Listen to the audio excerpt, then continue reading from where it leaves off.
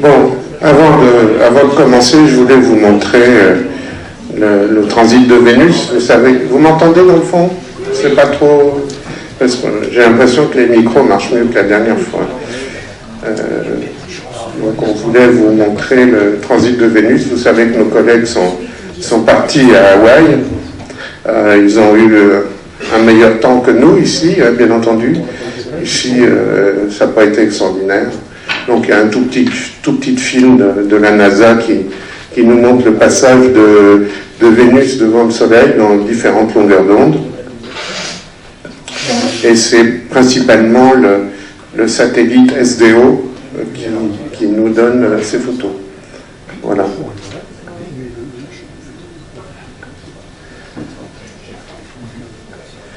Alors ça s'est très bien passé. La plupart des gens ont fait une très bonne observation. Donc on a vérifié la distance de la Terre au Soleil, donc on peut vous confirmer que c'est toujours 150 millions de kilomètres. Hein. Voilà. Alors, on va passer à la suivante. La suivante. Avec la flèche droite. Voilà. Alors, donc, bienvenue à la dernière séance des conférences mensuelles de la SAF de la saison. Voici une partie des membres de la SAF lors de la journée des commissions à Meudon. Et je voulais... Vous pouvez passer à la suivante ? Merci. Alors je voulais vous signaler que justement les photos prises à la journée des commissions, il y en a une centaine, elles sont disponibles sur Picasa, mais vous savez Picasa c'est une adresse très compliquée, alors donc vous tapez là-dessus puis ça vous dirige sur Picasa. Je voudrais aussi vous signaler que notre brave Elisabeth Sablé, notre secrétaire perpétuelle devant l'Éternel de la SAF, va nous quitter cette année, au mois de septembre. Est-ce qu'Elisabeth est là? Elle est dehors, la pauvre? Bon, est-ce que Michel est là? Elle est avec elle. Bon, alors je voulais vous signaler que Elisabeth va être remplacée par Michel Bardelot. Vous voyez nos deux secrétaires ici, donc elle est déjà en fonction, Michel, et j'espère que vous lui ferez un bon accueil. Justement, comme Elisabeth n'est pas là, on va sûrement au moment, on va faire un petit pot vers fin septembre, et je pense que vous serez amené à manifester votre gratitude, on verra sous quelle forme. La suivante, s'il vous plaît. Alors, le programme, comme c'est la dernière séance de l'année, bon, ça ira pas plus loin. Le programme est pour ainsi dire bouclé jusqu'au mois de mai 2013. Hein, en fait, toutes les personnes que j'ai interrogées pour participer, elles ont toutes dit oui. Alors donc il a fallu sabrer. Alors je vous donne un peu le programme qui doit être confirmé, mais le 12 septembre, c'est notre reprise. Ça sera Christiane Villain du LUT qui nous parlera des mesures des distances dans le système solaire. Ensuite, le 10 octobre, c'est Roger-Maurice Bonnet, que vous connaissez tous, hein, qui va nous parler du Soleil. 14 novembre, Jean-Pierre Bibring, un grand responsable de la mission Mars Express, qui va nous parler de Mars, bien entendu. 12 décembre, Isabelle Grenier, sur le Fermier et les sursauts gamma. Le 9 janvier, ce sera Jean-Pierre Le Breton, qui fera le point sur la mission Cassini-Huygens. Le 13 février, David Valls-Gabot, qui nous parlera de nouveaux regards sur la galaxie d'Andromède M31. Le 13 mars, Jean-Pierre Luminet va nous parler de la forme de l'espace. Le 10 avril, Jean-Michel Alimi, directeur du LUT, sujet cosmologique. Le 15 mai, Mathieu Gounel nous parlera de météorites. Et pour le moment, le 12 juin est libre. Donc, on verra. Donc, on compte sur vous. On vous remercie beaucoup d'ailleurs de votre présence. À la prochaine. Voilà. Alors, je voulais vous signaler aussi Donc pour les gens de la SAF, le samedi 23 juin, c'est pas samedi prochain, c'est l'autre samedi, on a une réunion de cosmologie, commission de cosmologie, et la SAF et ses partenaires du Parc aux Étoiles vont permettre au public parisien d'assister à l'atterrissage en direct de la sonde Curiosity sur Mars. Alors, bon, pour les lève-tôt ou pour les lève-tard, c'est pas très pratique, puisque ça sera le 6 août, vers 7h du matin. L'atterrissage, je crois, est prévu exactement à 7h15, donc à 6h, on ouvre les portes, et on a réussi à trouver une salle à Carrières-sous-Poissy, donc à Poissy. Le problème, c'est qu'on voulait faire ça à la Cité des Sciences, comme on le fait à chaque fois, mais faire ouvrir la Cité des Sciences à lundi, c'est mission impossible. Hein. Donc on n'a pas pu, il a fallu qu'on trouve une salle, ce sera donc Carrières-sous-Poissy, une salle informatisée, liaison avec la NASA pour montrer l'atterrissage en direct.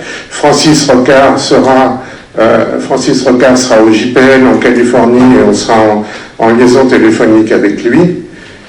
Donc je pense que ça sera un événement intéressant. Maintenant, pour ceux qui sont vraiment des lève-tard et qui ne peuvent pas venir le 6 août, on va faire une séance de rattrapage le samedi. Alors là, à la Cité des Sciences, à 15h, on montrera les séquences les plus intéressantes. Il y aura aussi plus de spécialistes martiens dus à l'heure un peu plus normale. Donc il y a beaucoup plus de place dans l'amphithéâtre de la Cité des Sciences, mais on vous conseille quand même de vous inscrire si vous pouvez. Dernier point, l'ASAF organise le 21 septembre à 14h une visite de l'exposition Cassini à l'Observatoire de Paris. Vous savez que c'est le tricentenaire de la mort du grand Jean-Dominique Cassini.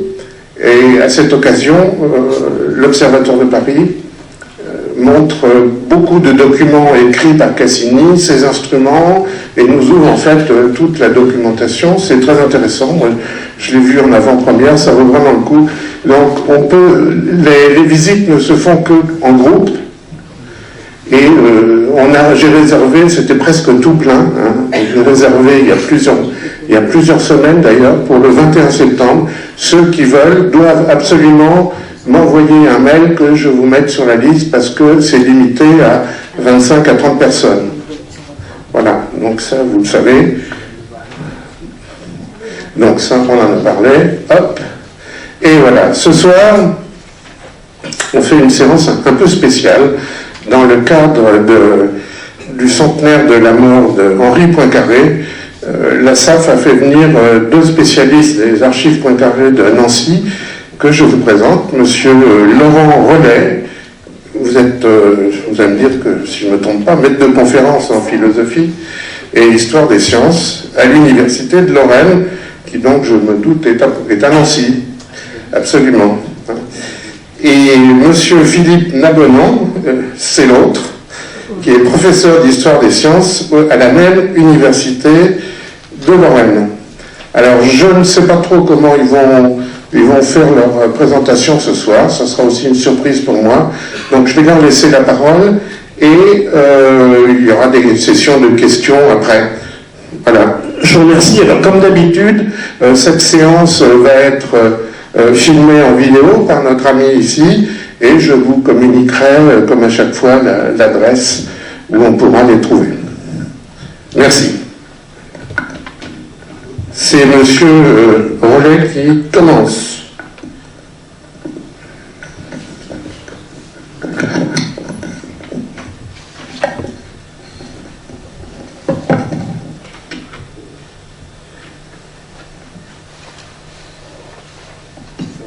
Ça va.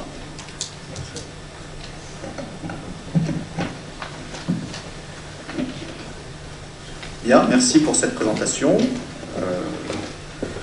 Bon, je pense que je peux parler en nos deux noms propres. Philippe et moi sommes très contents d'avoir été invités et on espère vous intéresser sur différents aspects de la vie et de l'œuvre de Poincaré. Pour ma part, je vous parlerai sous ce titre-là, hein, quelques aspects connus ou méconnus de la vie et de l'œuvre d'Henri Poincaré. Alors moi, ce que je vous propose, c'est plus un parcours biographique, assez subjectif, dans lequel je vais vous présenter certainement des choses que vous connaissez, et puis j'espère aussi 2 ou 3 petites choses que vous ne connaissez pas ou pas bien. Alors, on verra dans la discussion comment ça se passera. Donc, ce qu'on va vous présenter, ça fait écho aux travaux qu'on mène depuis des années maintenant dans notre laboratoire, les archives Henri Poincaré à Nancy. Plus près du micro. Oui. Ça va. Alors, raconter Poincaré, eh bien, c'est raconter une vie et une œuvre, bien sûr. Et pour l'heure, en tout cas, il n'existe pas de biographie d'Henri Poincaré. On a d'anciennes biographies, dont je pourrais vous donner les titres, mais des biographies récentes de Poincaré, on n'en a pas, en fait. On a quelques essais, notamment un travail d'Umberto Bottazzini, qui est un travail de vulgarisation qui est très bien, mais personne, à ma connaissance, pour l'instant, ne s'est lancé dans une biographie, on va dire, intellectuelle, complète de Poincaré, complète au sens où on s'intéresserait non seulement à son œuvre, mais aussi à sa vie, à son horizon social, à ses engagements sociaux, à éclairer aussi l'histoire de ses relations intellectuelles. Et donc ça, pour l'instant, ça manque. Et si on fait la comparaison, bien sûr, avec d'autres savants, on se rend compte qu'effectivement, il y a un déficit qui est assez fort. Voilà. Alors, pour commencer, eh bien, le mieux, c'est peut-être de rappeler les dates.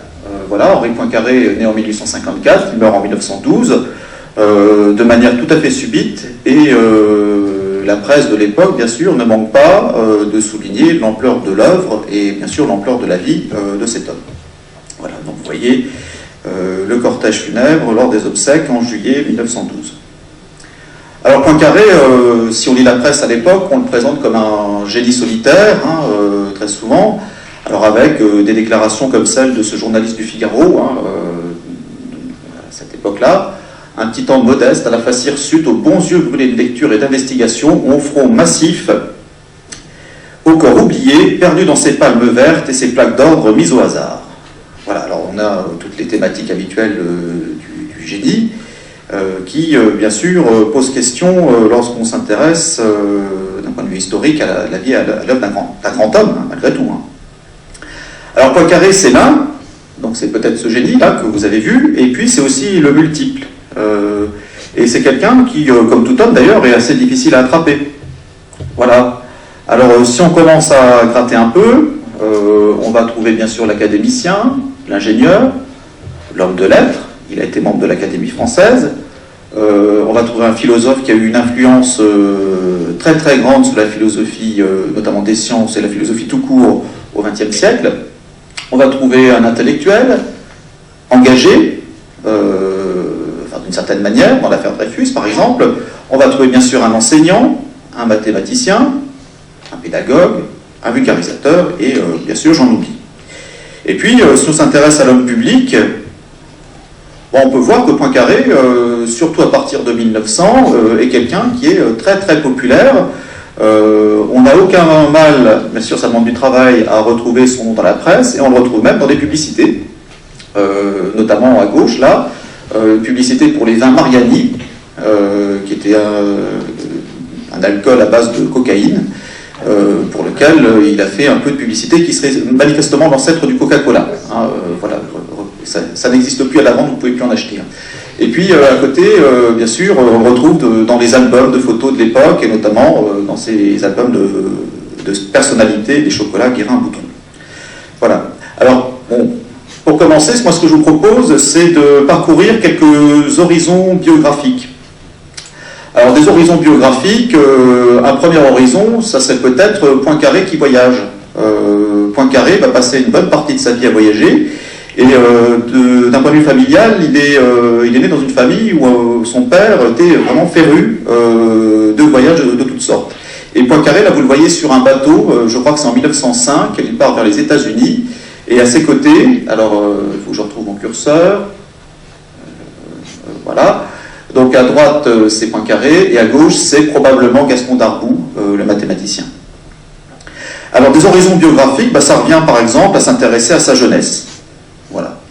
Alors, je ne vais pas vous détailler toutes les dates, hein, bien sûr, ça serait trop long. Hein. Donc, il naît à Nancy. En 1856 naît sa sœur, Aline Poincaré, qui sera l'épouse du philosophe Émile Boutroux. En 1859, il attrape la diphtérie. Alors, certains psychologues ont postulé que c'était peut-être là une des sources de sa supériorité intellectuelle. Et puis ensuite, il va suivre un parcours classique, hein, entrée à Polytechnique, entrée ensuite à l'école des mines, et puis à partir de cette date-là, à partir de ses études à Paris, il va quitter plus ou moins Nancy, et il n'y reviendra pratiquement que pour les vacances. Voilà. Et puis il sera nommé en 1879 ingénieur des mines à Vesoul, et sa carrière universitaire commence en 1979 à Caen, à la faculté des sciences. On peut aussi s'intéresser à d'autres horizons biographiques et aller regarder du côté justement de Poincaré, ingénieur des mines. Alors il a une carrière d'active qui est très très courte hein, finalement, puisque ça dure grosso modo 8 mois à peu près. Donc il est nommé en 1979 ingénieur ordinaire des mines de 3e classe à Vesoul, après avoir réussi à échapper à une nomination en Algérie. Et puis, manifestement ça n'intéresse pas énormément son travail. Alors on raconte qu'il écrit un roman à l'époque. Et puis il va faire preuve d'un certain courage sur l'explosion d'un puits dû à un coup de grisou en septembre 1979. Mais il est déjà en départ, là. Il a commencé sa thèse et il postule pour une mise à disposition du ministère de l'Instruction publique et il est nommé à Caen. Voilà. Et puis, malgré tout, il va continuer sa carrière d'ingénieur des mines. Et donc, vous le voyez, jusqu'en 1911, investi dans différentes commissions, notamment la commission des phares en 1902, hein, et il terminera comme inspecteur général des mines en 1910, hein, hors cadre, bien sûr.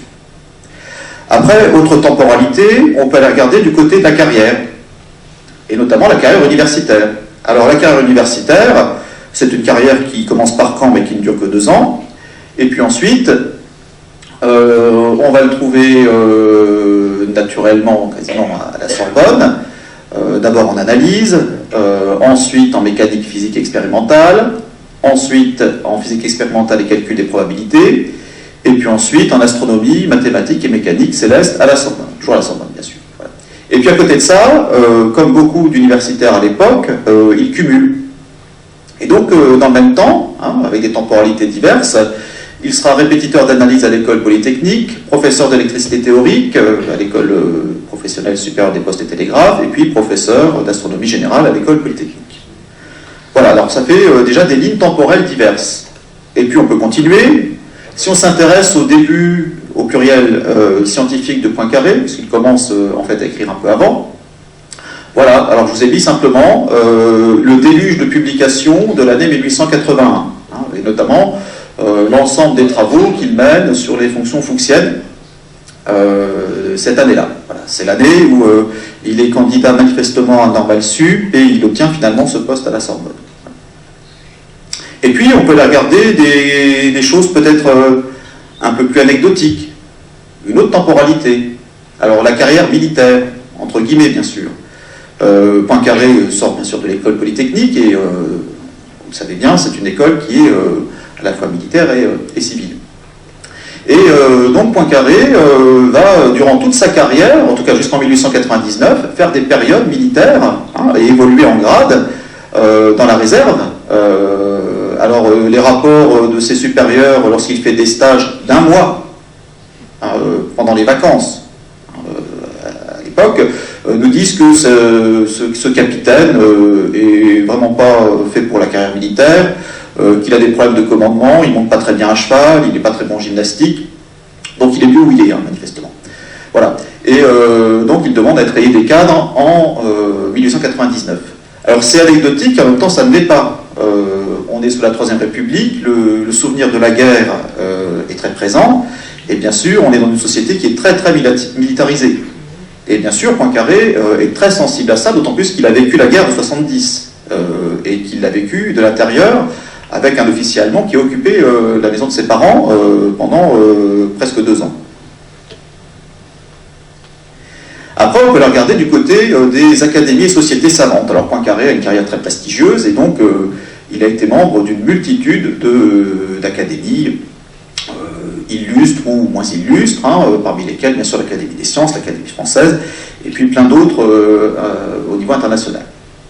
Alors ça produit bien sûr des archives, ça produit aussi des activités, des rapports d'activité, ça produit aussi des contextes. Pourquoi est-ce qu'on l'appelle quelles sont les motivations de Poincaré pour accepter ou pas? Généralement, il accepte. Les prix et distinctions, voilà, alors il commence par un concours général mathématique élémentaire, et puis ça se termine en 1909, entre autres, par la médaille d'or de l'Association française pour l'avancement des sciences, et puis l'étoile polaire de Suède, et puis bien sûr, en gras, je vous ai mis le Grand Prix du roi de Suède, en 1889, pour sa contribution au problème des trois corps. Et puis on peut aller regarder encore dans les sociétés savantes. Alors, dès qu'il arrive à Caen, il est membre de la Société philomatique de Normandie. Donc ça, c'est sa première entrée, si vous voulez. Il est membre très tôt de l'Association française pour l'avancement des sciences, membre de la Société mathématique de France durant toute sa carrière. Et puis, vous voyez, il a été membre, bien sûr, de la Société astronomique de France, mais je vous en reparlerai un peu, mais je pense que vous connaissez cela aussi bien que moi, certainement plus. Alors tout ça, ça fait des contextes. Alors des contextes, la liste n'est pas exhaustive, les contextes, c'est l'internationalisation de la science, le développement universitaire, à l'époque, avec les lois de restauration de l'université, par exemple, en 1996, c'est la professionnalisation universitaire, par exemple la création du statut des maîtres de conférences à l'université en 1978, dont Poincaré bénéficie, en début de carrière, le développement des revues comme lieu de diffusion des savoirs, l'émergence de l'épistémologie comme discipline, qui fait que Poincaré est un contributeur extrêmement important dans ce domaine d'ailleurs. Le point important des pratiques de vulgarisation scientifique, la fin du 19e, c'est l'époque de la vulgarisation. Poincaré, il joue un rôle, un peu ambigu, mais il joue un rôle. Bien sûr, il y a les suites de la guerre de 70, le scandale de Panama, l'affaire Dreyfus, la séparation de l'Église et de l'État, et si on lit bien sûr la correspondance de Poincaré, on se rend compte que ces événements-là ponctuent sa vie. Par exemple, l'évasion de Bazaine, lorsqu'il part ensuite en Espagne, ça occupe une place dans sa correspondance familiale. Alors tout ça pour vous dire que ça pose plein de questions sur qui est Henri Poincaré. Alors on a des temporalités différentes, des horizons biographiques qui sont très variés, des réseaux sociaux multiples, et Poincaré ne travaille pas seul, bien sûr. Donc la métaphore du génie solitaire, ça n'est qu'une métaphore, et ça n'explique pas grand-chose. Et puis on a des identités professionnelles qu'il faut essayer de cerner, qui sont multiples, académiques, privées, familiales. Bon. Et j'ai pas pu m'empêcher de faire écho à cette citation de Virginia Woolf sur les biographes qui rendent compte de 6 ou 7 jeux alors qu'une personne peut en posséder des milliers. Et Poincaré en possède beaucoup, comme tout le monde certainement, encore faut-il arriver à les saisir. Voilà. Alors une fois qu'on a commencé à alimenter un réseau de chronologies diverses, on peut peut-être essayer ensuite de se poser la question de l'homme et de l'œuvre. Alors c'est une distinction qui est pas très construite. Les biographes très souvent essayent justement de distinguer l'homme de son œuvre. Je pense que l'homme et son œuvre ne font qu'un. Et lorsque je vais vous parler d'abord dans une première partie de l'homme et ensuite de son œuvre, c'est purement rhétorique. Et donc je suis bien sûr très prudent avec cette distinction qui est difficile à affirmer. Alors l'homme, là vous le voyez à droite, en train de lire son journal avec un de ses cousins par alliance, qui est Albin Haller, le chimiste. Alors l'homme, on peut le découvrir par exemple en lisant une enquête du professeur Toulouse sur la supériorité intellectuelle. C'est une enquête qui a été menée en 1897 et qui a été publiée très tardivement en 1910. Et dans cette enquête, en fait ça consistait à soumettre Poincaré à des tas de tests mentaux de l'époque, à un moment, vers la fin de l'ouvrage, on a tout un ensemble de pages qui nous donnent quelques détails sur le positionnement personnel de Poincaré sur les opinions, sur les questions courantes de la vie, celles que tout le monde se pose d'une manière ou d'une autre à l'époque. Alors voilà, vous voyez, au point de vue religieux, il croyait au moment de sa première communion, puis progressivement le doute est venu, et vers l'âge de 18 ans, il a cessé de croire. Il est pour la libre pensée, pour le droit de recherche et dire la vérité, et opposé à l'intolérance cléricale, bon, je passe, il est républicain. Sous le droit politique des femmes, il ne fait pas d'objection théorique, mais il craint l'influence cléricale sur leurs actions politiques. Donc c'est une position moyenne, hein, bien sûr, de l'époque. Alors si vous voulez plus de détails, en lisant Toulouse, vous verrez qu'il n'était pas très grand, 65, pardon, voilà, qu'il était brachycéphale, donc il avait le crâne long, pardon, et vous pourrez bien sûr comparer son diamètre antéro-postérieur maximum avec celui de Zola. Alors, Poincaré a un bon score du point de vue craniométrique par rapport aux échantillons de Toulouse. Hein, voilà. Bon. Et puis, si vous lisez l'enquête de Toulouse, vous verrez par exemple un échantillon de son écriture de la main droite et puis un échantillon de son écriture de la main gauche. Vous voyez. Et puis, vous pourrez vous amuser aussi à faire un peu de psychologie en regardant ce tableau d'association d'idées. Hein, moustache, pistache, chien, deux fusils, charité bien ordonnée, je suis, etc., etc. Voilà. Alors, l'enquête fait plus de 200 pages, je ne vais pas vous la lire.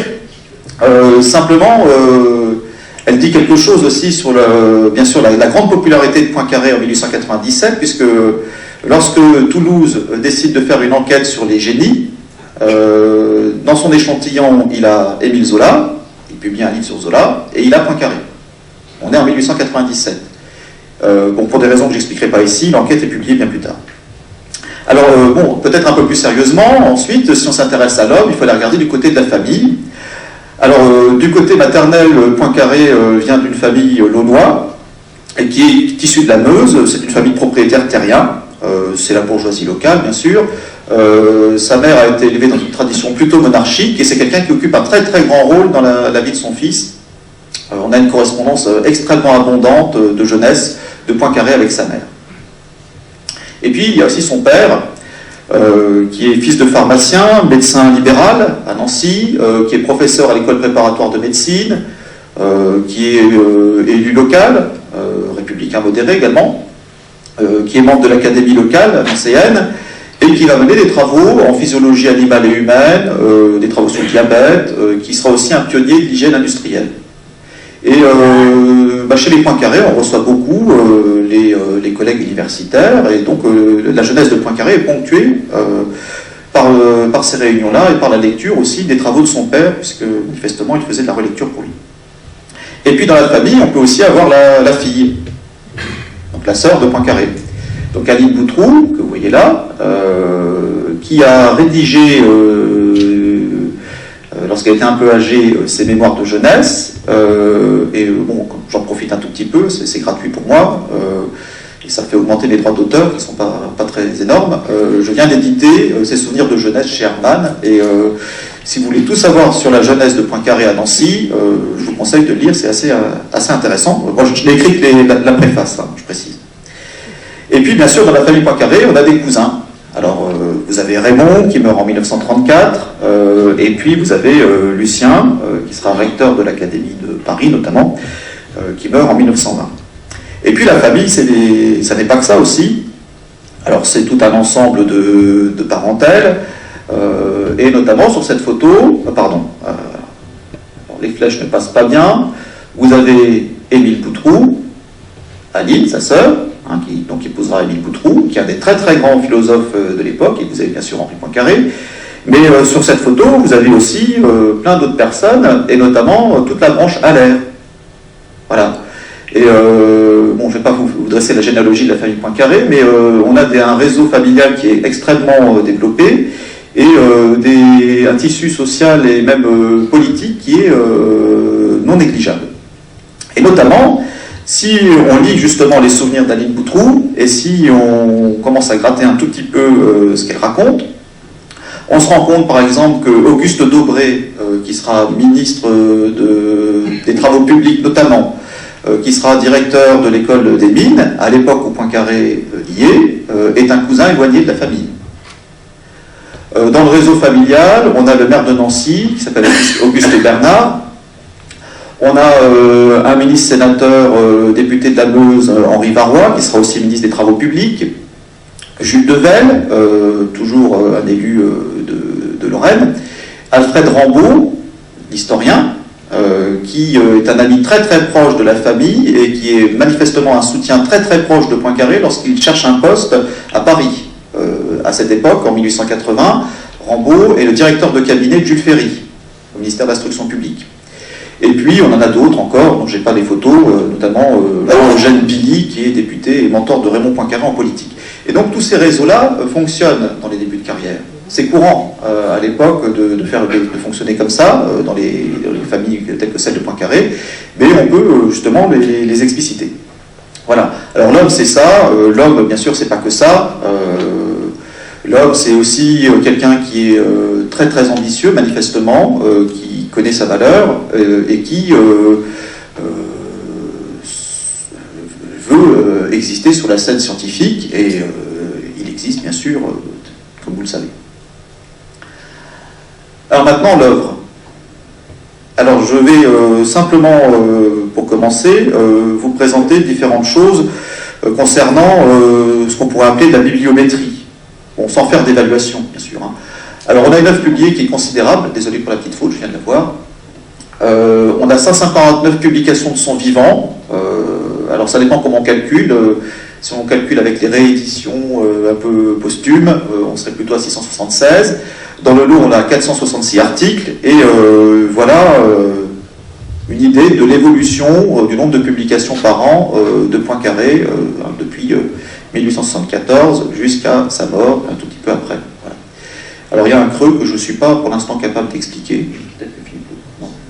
Voilà. Alors ça, c'est pas très parlant, hein, j'en conviens.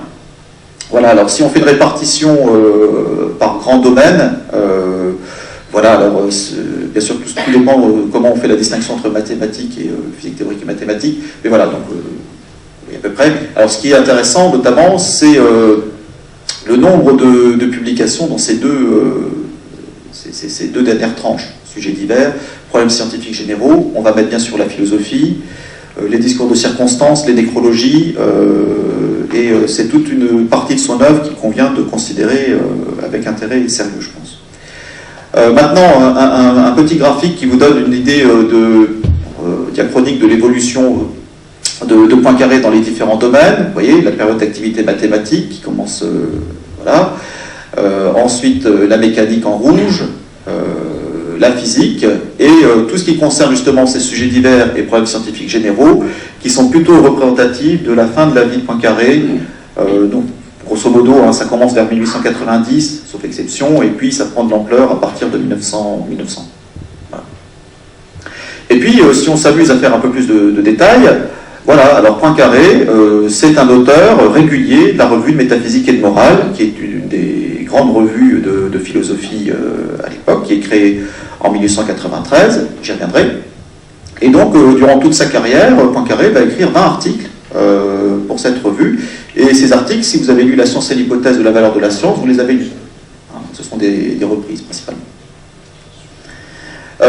L'activité de vulgarisation scientifique de Poincaré, donc vous voyez, c'est plutôt tardif, hein, sauf quelques exceptions, ça dépend comment on fait le tri une fois de plus, hein, mais on voit très nettement que ça va plutôt débuter dans les années 1900.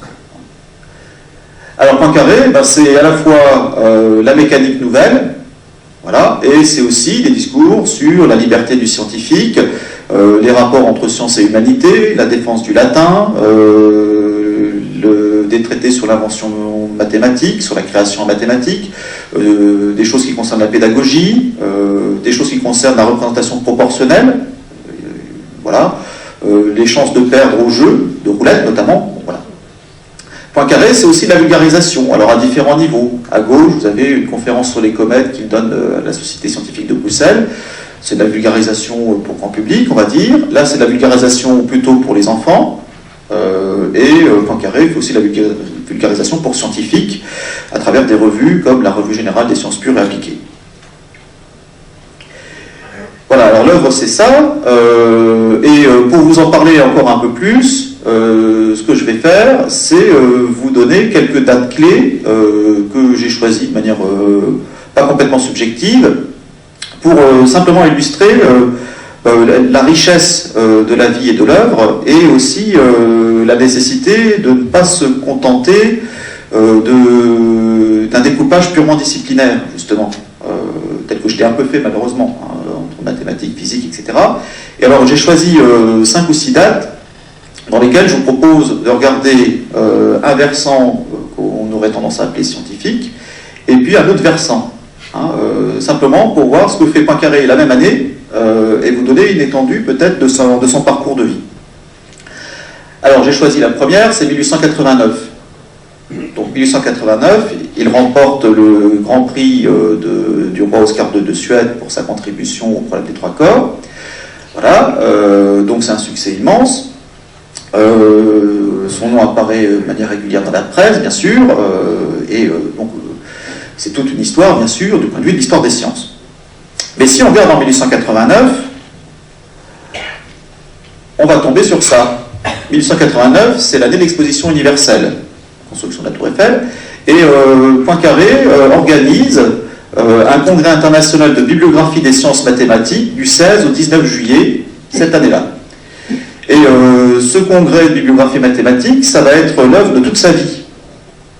Et c'est un aspect qui est bien sûr moins connu que les travaux que je vous ai montrés avant.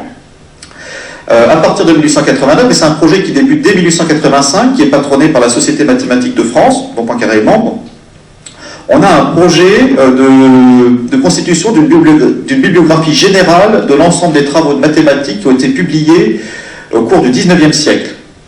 Alors il faut imaginer, c'est un catalogue, donc c'est un projet international qui va être dirigé depuis la France, ça va durer 30 années, on va avoir 50 mathématiciens impliqués à des degrés divers dans 16 pays différents, 180 revues vont être dépouillées, et près de 20 000 entrées bibliographiques.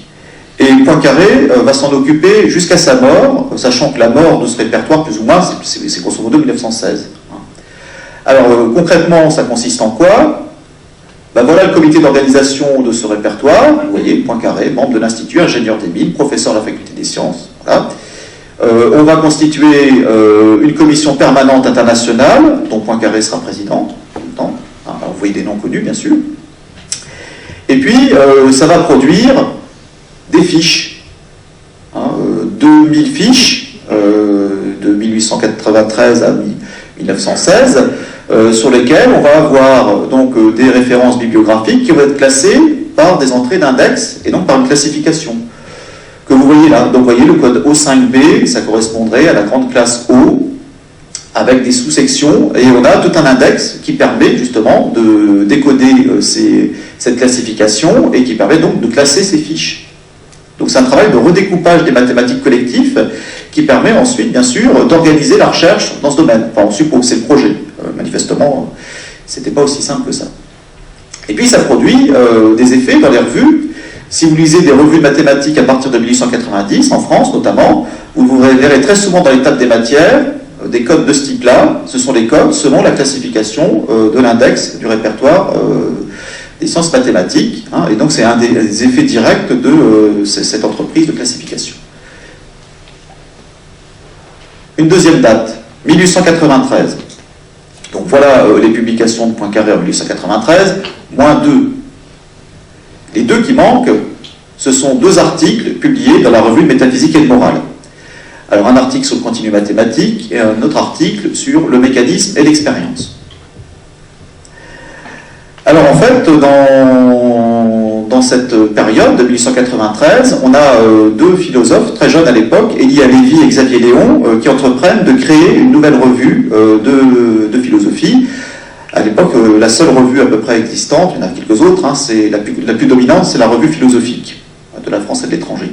Et donc, Elia Lévy et Xavier Léon veulent créer une revue de métaphysique et de morale. Mais très vite, les gens qui étaient un peu critiques vis-à-vis de cette revue l'ont appelée la revue de mathématiques et de morale. Pourquoi? Parce qu'il y a beaucoup de maths dedans.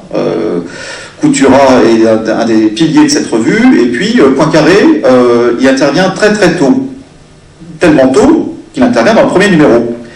Et si on lit la correspondance de Xavier Léon et Elia Lévy, les échanges qu'ils ont un an avant de fonder cette revue, on constate que Bergson conseille d'avoir Poincaré comme mathématicien dans une revue qui veut justement s'ouvrir aux sciences positives. Alors voilà, Bergson m'engage à voir Boutroux, donc le beau-frère de Poincaré, pour lui arracher un article ainsi qu'un Poincaré.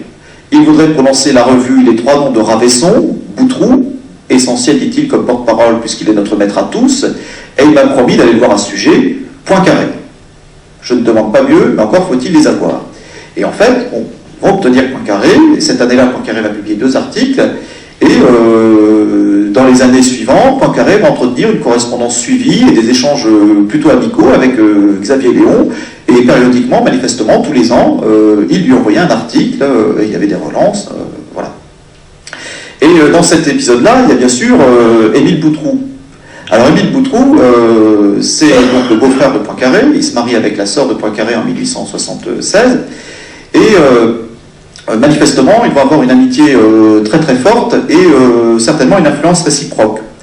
Alors si on s'intéresse au moment où Poincaré commence à s'intéresser peut-être à des questions philosophiques, on peut regarder par exemple sa correspondance de jeunesse dans les années 1874 et constater que manifestement il connaît les travaux de Boutroux, qui est un jeune philosophe à l'époque, et notamment sa thèse, qui a eu beaucoup de succès, qui a fait autorité d'un point de vue philosophique, de la contingence des lois de la nature. Et manifestement, les thématiques abordées par Boutroux sur la question du déterminisme influencent Poincaré. Et puis, Boutroux va mettre Poincaré les pieds à l'étrier en 1880 en lui demandant de publier un appendice à une édition de la monadologie. Voilà, donc il va s'intéresser à ça. Alors c'est très technique, hein, c'est très peu philosophique, mais voilà, on a ces choses-là. Et en fait, quand on lit la philosophie de Poincaré, on se rend bien compte qu'elle est largement fécondée et alimentée par Boutroux, et aussi que Boutroux entérine les avancées de Poincaré d'un point de vue philosophique, et manifestement il y a un échange d'idées. Et puis si on commence à gratter un peu du côté de Boutroux, on peut regarder un peu qui gravite autour de lui dans les années 70-80. Alors la liste n'est pas exhaustive, hein. Jules Tannery, qui s'intéresse justement quand il est jeune à la philosophie, Louis Liard, qui va être directeur de l'enseignement supérieur notamment, qui protège Poincaré aussi au début de sa carrière, et qui est recteur de l'Académie de Caen quand Poincaré est à Caen. Hein. On a Jules Lachelier, qui est un philosophe important, un maître pour toute une génération. On a Benjamin Bayot, l'astronome. On a Paul Tannery, bien sûr, et puis Ravesson, qui est le maître de Boutroux notamment. Voilà. Et donc, on peut tisser des réseaux comme ça qui permettent de voir dans quel univers gravite Poincaré d'un point de vue philosophique. Et bien sûr, la philosophie de Poincaré, elle est importante parce qu'elle réfléchit sur les questions de fondement des mathématiques à l'époque, ce qu'on a appelé ensuite la crise des fondements. Elle s'intéresse beaucoup au statut des géométries non euclidiennes et surtout, elle réfléchit sur le statut des hypothèses et des conventions en sciences. Et elle a eu un grand rôle en philosophie au XXe siècle, notamment par l'influence qu'elle a pu avoir sur des mouvements comme le Cercle de Vienne, et aussi par le biais de son insistance sur la perspective langagière du travail scientifique. Une autre date, 1899, c'est la publication du 3e tome des méthodes nouvelles de la mécanique céleste. C'est aussi une année clé dans l'affaire Dreyfus, puisque en septembre 1899, on juge pour la 2e fois Alfred Dreyfus à Rennes. C'est le procès de Rennes. À ce procès, Poincaré, qui ne témoigne pas physiquement, accepte que l'on lise une lettre de lui. Alors c'est Paul Pinlevé qui lit cette lettre qu'il a demandée à Poincaré dans ce contexte. Et dans cette lettre, Poincaré intervient publiquement pour critiquer le système qui avait été mis au point par Bertillon, que vous voyez en bas, Alphonse Bertillon, qui consistait à examiner le bordereau qui accusait Dreyfus à l'aide du calcul des probabilités et à prouver mathématiquement, on va dire, la culpabilité de Dreyfus. Donc bien sûr, Poincaré va intervenir sur les questions techniques de calcul des probabilités. Il va montrer que les travaux faits à partir des travaux de Bertillon, les calculs faits à partir des travaux de Bertillon sont faux. Et il va jouer un rôle au moins intellectuel dans cette histoire-là. À tel point qu'en 1904, on se transpose un tout petit peu dans le temps, il sera nommé officiellement par la Cour de cassation pour le 3e procès, expert scientifique, pour établir un examen critique des divers systèmes ou études graphologiques auxquelles a donné lieu le bordereau, et il fera ça conjointement avec ses collègues et amis, Gaston Darboux et Paul Appel. Voilà, et cette pièce, ce rapport de 100 pages sera adressé au dossier et sera bien sûr commenté lors du procès en cassation en 1906. Voilà, donc Poincaré, c'est ça aussi. Donc c'est quelqu'un qui s'engage dans cette affaire, qui cristallise bien sûr énormément de choses à l'époque, et qui s'engage sur un terrain volontairement scientifique. Et alors quand on lit cette histoire-là, on voit très nettement que Poincaré est un enjeu majeur du côté des Dreyfusards et des anti-Dreyfusards. Le fait de pouvoir se dire qu'on a réussi à rallier Poincaré au camp des anti-Dreyfusards, comme c'est le cas à un moment, puisque les anti-Dreyfusards laissent planer le doute sur la possibilité d'avoir convaincu Poincaré sur la scène intellectuelle, c'est un enjeu majeur. Hein. Et Poincaré, justement, pour réagir manifestement contre des tentatives de recycler des conversations de couloir, va accepter justement de se transformer en expert scientifique dans ce cadre-là. Une avant-dernière date, 1905. Alors en 1905, bien sûr, il y a tous les travaux de Poincaré sur la dynamique de l'électron, hein, qui bien sûr sont largement liés à ce que fait Einstein à la même époque. Mais en 1905, vous avez aussi la publication du deuxième tome de philosophie scientifique de Poincaré, La valeur de la science, qui est une reprise, grosso modo, d'articles qui ont été publiés dans la revue Métaphysique et de Morale, et puis dans d'autres revues de vulgarisation notamment, puis il y a quelques préfaces également.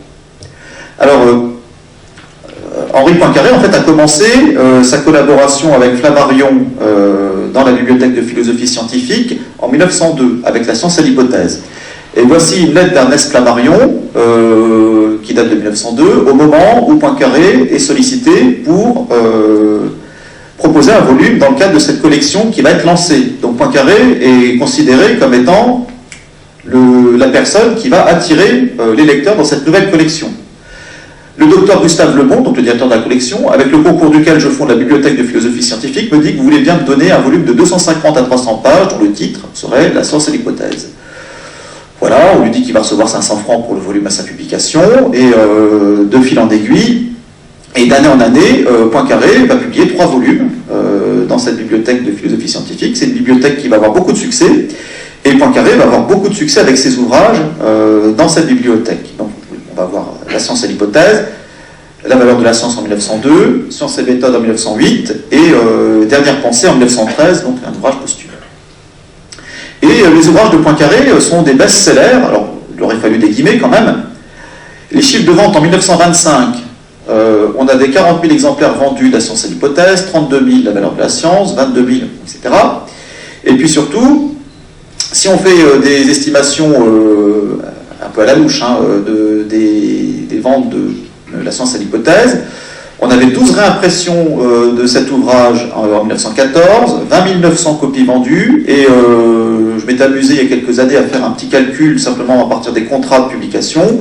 Rien que pour cet ouvrage, Poincaré aurait au moins touché 7 000 francs de revenus hors droit de traduction. Donc, ce qui est considérable bien sûr pour l'époque. Une dernière date, 1912. Alors vous voyez que Poincaré n'arrête pas de publier, hein, mais bien sûr ces publications n'ont pas tout à fait la même nature. Vous voyez beaucoup de choses qui auraient trait à la vulgarisation scientifique à différents niveaux, hein, notamment on a des discours de circonstances, et notamment tout en bas vous avez un discours au jubilé de M. Camille Flammarion qui est publié dans le bulletin de la Société astronomique de France. Voilà. Alors je me rends compte que j'ai inversé une diapo, ça aurait dû venir un tout petit peu avant. La popularité philosophique de Poincaré va lui valoir d'entrer bien sûr à l'Académie des sciences. Bon, si j'ai le temps, je vous en reparlerai, mais ce n'est pas l'essentiel. Donc 1912, reprenons. Poincaré publie dans le journal de physique théorique et appliquée un article sur la théorie des quanta. Voilà. Et la même année, donc, il publie, où il prononce plutôt un discours au jubilé de M. Camille Flammarion. Et voilà ce qu'il écrit à propos de votre illustre fondateur. Est-il vrai que l'astronomie soit une science rébarbative, hérissée d'intégrales terrifiantes, un désert aride où l'œil ne peut se reposer sur aucune verdure? Est-il vrai que le travail de l'astronome soit ingrat et déprimant, qu'il consiste uniquement à déplacer un fil en tournant une vis, doucement, tout doucement, à lire un chiffre sur une échelle, à l'écrire sur son carnet, et puis à recommencer la même mesure indéfiniment? Y aurait-il des gens qui croiraient cela? Non. S'il y en avait, c'est qu'ils ne connaîtraient pas Camille Flammarion, et cela est invraisemblable. Et alors en fait, Poincaré connaît très bien Flammarion. Les deux, Ernest et bien sûr Camille. En 1902, c'est lui, alors ça ne se voit pas dans cet article, mais manifestement c'est le cas, c'est lui qui accueille les délégations ministérielles, ça va revenir, lors de la reproduction de l'expérience du pendule de Foucault, qui, vous connaissez bien sûr, au Panthéon. Et puis, on le voit aussi cité, vous voyez là,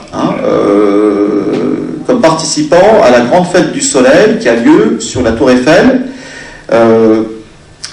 qui est organisée bien sûr par Camille Flammarion. Et manifestement, Poincaré et Flammarion s'apprécient. On a des souvenirs de Flammarion sur Poincaré qui sont très intéressants d'un point de vue philosophique. Et le seul problème, c'est qu'on n'a pas énormément de documents. Alors, je lance un appel, peut-être que vous en avez. Je suis toujours, depuis assez longtemps, à la recherche de la correspondance de Flammarion pour voir si jamais on ne trouverait pas quelque chose sur Poincaré. Et puis, Poincaré va publier aussi dans le bulletin de la Société astronomique de France, et notamment, il y aura toute une polémique en 1904 que vous retrouverez notamment dans la science et l'hypothèse à la fin, dans la valeur de la science à la fin de l'ouvrage, sur la rotation de la Terre.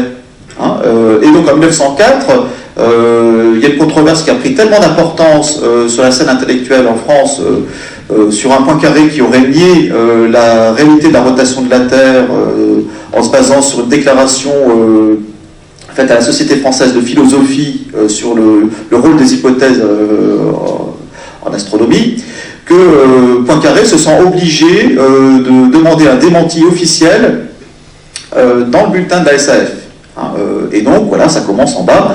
Donc c'est une lettre à Ernest Flammarion, à Camille. Je commence à être un peu agacé de tout le bruit qu'une partie de la presse fait autour de quelques phrases tirées d'un de mes ouvrages et des opinions ridicules qu'elle me prête, etc., etc. Et puis bien sûr, comme vous le savez, et j'en ai terminé, Poincaré a été membre de la Société d'astronomie, de la Société astronomique de France. Il en a été même président et vice-président. Et donc là, alors sauf ignorance crasse de ma part, je crois que c'est un point qu'il faudrait éclaircir et pouvoir expliciter et développer une connaissance sur les relations de Poincaré avec Flammarion. Ça serait vraiment, à mon avis, très très intéressant si des documents existent. Voilà, je m'arrête là. Je ne peux que vous inviter à aller sur le site de la correspondance de Poincaré si vous voulez en savoir plus. La plupart des lettres sont en ligne. Vous tapez correspondance Poincaré dans un moteur de recherche, vous trouverez tout ce qu'il faut. Et puis je vous invite bien sûr à consulter les 2 volumes parus de la correspondance, le premier par Philippe et le second par Scott Walter et d'autres collègues. Et puis il y en a encore 3 autres en préparation, mais là il faudra attendre encore un peu. Voilà.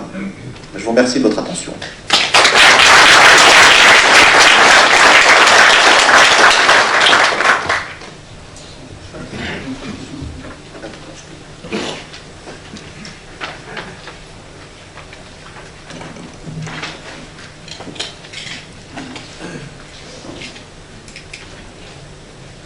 Vous avez un micro devant vous. Donc, comme ça, appuyez sur on. Off. Voilà.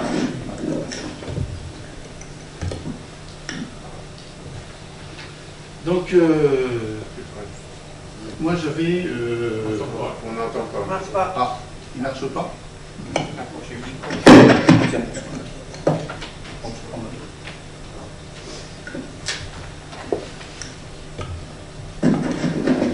Si, là, bon. Bien. Alors là, ça marche. Donc, pour ma part, je vais, puisque on est à la Société astronomique de France, j'ai choisi un sujet en lien avec la mécanique céleste, et je vais vous parler. Ah, j'en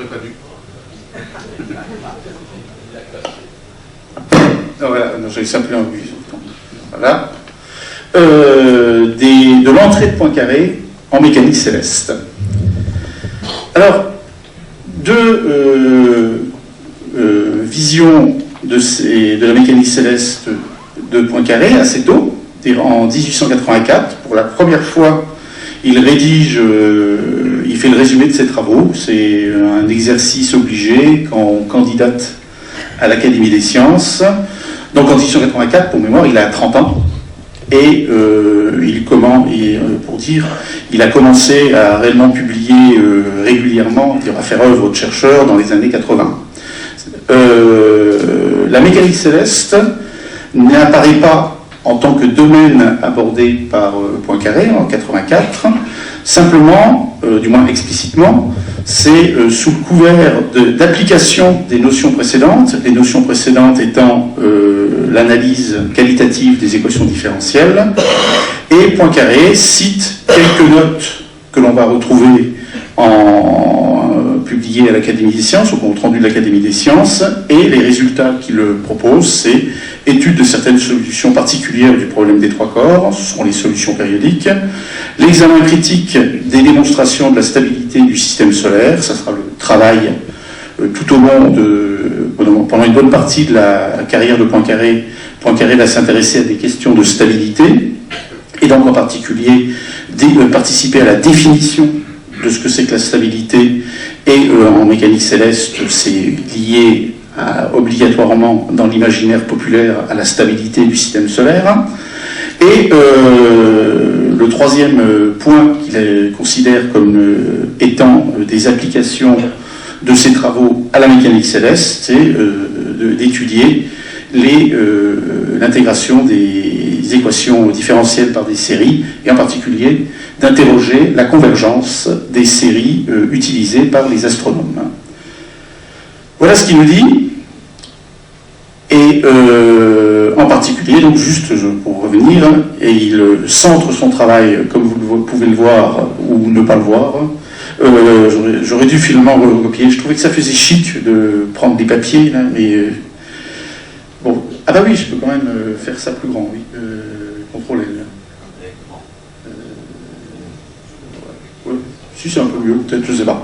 Enfin donc, c'est lié à la stabilité, et de nouveau, toujours un retour sur la critique des méthodes utilisées par les astronomes de son temps, et on va voir que ça va être une tension qui va accélérer, dirons-nous, son investissement en mécanique céleste. Alors, en 1886, il présente la mécanique céleste comme un des 4 domaines dans lequel il intervient, hein, si vous regardez. Il intervient dans le cadre de l'étude des équations différentielles, donc ses célèbres travaux sur les fonctions fuchsiennes, et ses travaux sur la théorie qualitative des équations. Il intervient en analyse en étudiant les fonctions, et il intervient en algèbre et en arithmétique, et parmi les domaines donc emblématiques de Poincaré, il faut se souvenir que c'est un document dans lequel il défend sa candidature à l'Académie des sciences. Il pose la mécanique céleste. Et si on regarde un tout petit peu justement cette présentation, donc dans cette présentation, il va reprendre tous ses travaux. Voilà comment il classe ses travaux. Donc ED, c'est équation différentielle, TF, théorie des fonctions, j'ai mis algèbre et arithmétique, et MC, c'est mécanique céleste. Et si on regarde de près, hein, son engagement dans ces 3-4 premières années, non, il y en a 5, ces 5 premières années de travaux mathématiques, c'est essentiellement les équations différentielles, hein, pour mémoire, hein, c'est-à-dire que c'est ces 2 grandes théories, les fonctions fuchsiennes, comme je les ai déjà citées, et la théorie qualitative des équations différentielles. Mais néanmoins, il y a au moins un autre programme qui est poursuivi de manière régulière, c'est en algèbre, où il étudie à la suite d'un de ses maîtres ermites, qu'on va retrouver, les formes ternaires, les formes quadratiques déjà, les formes ternaires, et dirons-nous tout ce qui est forme algébrique. Et à partir de 82, des notes qui sont réellement publiées dans le cadre de la mécanique céleste. Alors, pour les reprendre, et si on veut regarder uniquement par le biais des notes au compte-rendu, quand est-ce que Poincaré parle de mécanique céleste? Alors en fait, la première fois dans ces notes qu'il publie, où il parle de mécanique céleste, c'est dans une note qui relève des équations différentielles, où il signale, et il le signalera plusieurs fois dans ses travaux, que ses travaux en mécanique, en théorie qualitative des équations différentielles, une des justifications et un des objectifs de son travail, en fait, c'est de se servir des techniques qu'il développe en général sur les équations différentielles non linéaires, de les appliquer aux équations de la mécanique céleste. Puis, dès 82, une première note qui paraît dans le domaine des mécaniques célestes, c'est-à-dire c'est la première fois où Poincaré commence à investir le champ de la mécanique céleste, au moins officiellement, c'est dans une étude sur les séries trigonométriques et dans lequel il va analyser les différentes formes de convergence de ces séries. En 83, de nouveau, une note qui est publiée dans le cadre de la mécanique céleste, c'est sur certaines solutions particulières du problème des trois corps, où il met en exergue des solutions particulières, c'est des solutions périodiques. Et si vous lisez de nouveau les travaux ultérieurs de Poincaré en mécanique céleste, il explique que c'est la manière d'entrer dans le problème des trois corps, par exemple. De nouveau, en 83, une analyse des séries trigonométriques, mais là, directement, il discute avec un astronome, à savoir l'astronome suédois Lindstedt, qui avait proposé de nouveaux développements et qui avait fait publier lui-même quelques notes au compte-rendu, et dont on verra tout à l'heure qu'il y a une correspondance entre Lindstedt et Poincaré qui est très intéressante pour montrer la manière dont Poincaré se saisit très très vite du sujet de la mécanique céleste. Alors, les questions que j'ai envie de poser, alors déjà c'est une histoire pour prouver qu'en histoire des mathématiques on se pose des questions, on ne se contente pas de se laisser suivre, et on a des résultats, c'est de voir et de se demander pourquoi et comment Poincaré va être amené à travailler en mécanique céleste. Alors que pour lui, ça marche. C'est-à-dire qu'il a au moins deux programmes, si ce n'est trois, dans lesquels il publie une quantité d'articles, par lesquels il est reconnu. C'est-à-dire on commence à parler de Poincaré dans toute l'Europe à cause de ses travaux en théorie fuchsienne. Ses travaux en théorie, sur la théorie qualitative sont reconnus en France, publiés dans le journal de maths pure et appliquée. Et par ailleurs, il continue son travail autour des formes algébriques qu'il intègre dans le réseau Hermite, etc. Donc c'est quelqu'un qui n'a aucun problème. Il a plein de travail, il a plein de projets, il n'arrive pas à tout faire quasiment, et il en rajoute une couche, il veut intervenir en mécanique céleste. Alors on pourrait dire que, a priori, on pourrait se poser la même question sur certains travaux de théorie des fonctions. Et la grande différence, c'est que c'est le début d'un investissement qui va durer toute sa vie. C'est-à-dire que c'est le seul sujet de Poincaré que Poincaré va poursuivre tout au long de sa carrière scientifique. C'est-à-dire du début, donc quasiment de 1882 à 1912, Poincaré intervient régulièrement dans le cadre de la mécanique céleste. C'est son seul sujet qui va poursuivre comme ça tout au long. Alors les pistes que l'on peut suivre pour essayer de comprendre ce contexte, on a un jeune homme brillant, ambitieux, pour qui, grosso modo, ça marche sans problème, pourquoi, à un moment, il va ressentir cette nécessité d'investir la mécanique céleste. Alors, la première piste, c'est une piste, dirons-nous, interne,